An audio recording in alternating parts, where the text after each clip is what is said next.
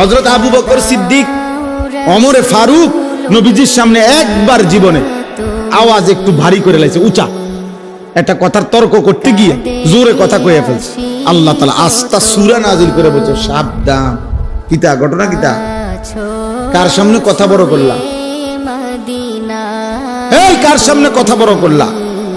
সরাসরি আবু বকর ওমরের মতো সাহাবীকে বলছে, শোনো, বেখেয়ালিতে এমন ভুল করো না যে ভুলের কারণে হতে পারে সারা জিন্দেগীর আমল একসাথে শেষ হয়ে যাবে।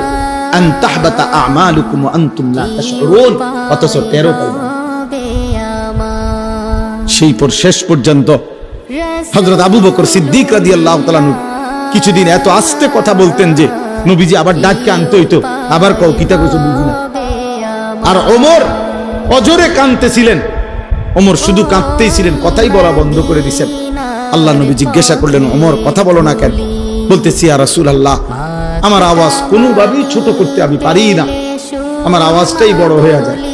আল্লাহ তো আমার জিন্দেগীর আমল বরবাদ করে দিবে, আপনার সামনে যদি কথার আওয়াজ বেড়ে কি পরিমাণ ফিকির করছে।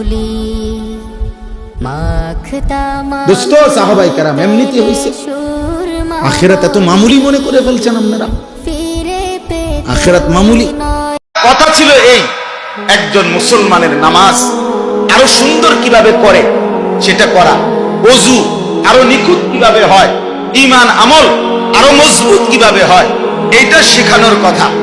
কিন্তু আজকে আফসোস হইল যে আমার যেমন আমার আজকে 23 বছরের মতো প্রায় আমি এই কম বেশি আল্লাহর দয়ায় যেটুকু ওয়াজের এই জমিন আল্লাহর কথা বলার সুযোগ আল্লাহ দান করছেন, ওটা প্রায় 23 বছর আমার নিজের। এই 23 বছরের জীবনটায় আমার অভিজ্ঞতা হলো জীবনটা শেষ হয়ে গেল শুধু এই ওয়াজ করতে জায়গায় জায়গায় গিয়ে যে হুজুর নামাজই পড়ে না, তো এই নামাজ যেন পড়ে এটার ওয়াজ করে। তাইলে যেখানে কথা ছিল যে নামাজ কেমনে আরো সুন্দর হবে, রুকু কেমনে আরো সুন্দর হবে, নামাজ কেমনে আরো জান্নাতমুখী হবে, এটা বলানোর কথা ছিল। কিন্তু আজ উম্মতকে এখনো মুসলমানকে বুঝাইতে হচ্ছে রাত দিন যে ভাইয়া নামাজ পড়ো, নামাজ পড়ো, নামাজ পড়ো।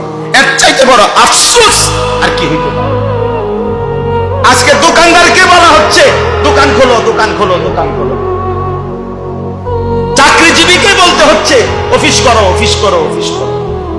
মুসলমানকে বলতে হচ্ছে রাত দিন যে নামাজ পড়ো, নামাজ পড়ো। এর চাইতে বড় আফসোস। তাহলে বাকিটা সুন্দর করবে কখন? বাকিটা ঠিক করবে কখন? একদিন কাবা ঘরের দিকে তাকাইয়া নবী বলছে, কাবা আল্লাহর ঘর, কাবা ঘরের দিকে তাকায় বলছে যে কাবা তোমার অনেক সম্মান, তোমার অনেক ইজ্জত। কিন্তু আল্লাহর নবী বলেন, হে কাবা, মনে রেখো আমার এক ইমানদারের সম্মান তুমি কাবার চাইতেও কোটি গুণ বেশি।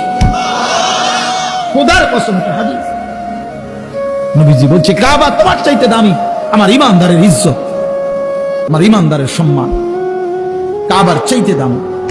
আল্লাহ কোরআনে বলছেন, ওয়ালা আবদুম মুমিনুন খায়রুম মিন মুশরিকিন ওয়ালাউ আ'জাবাকুম।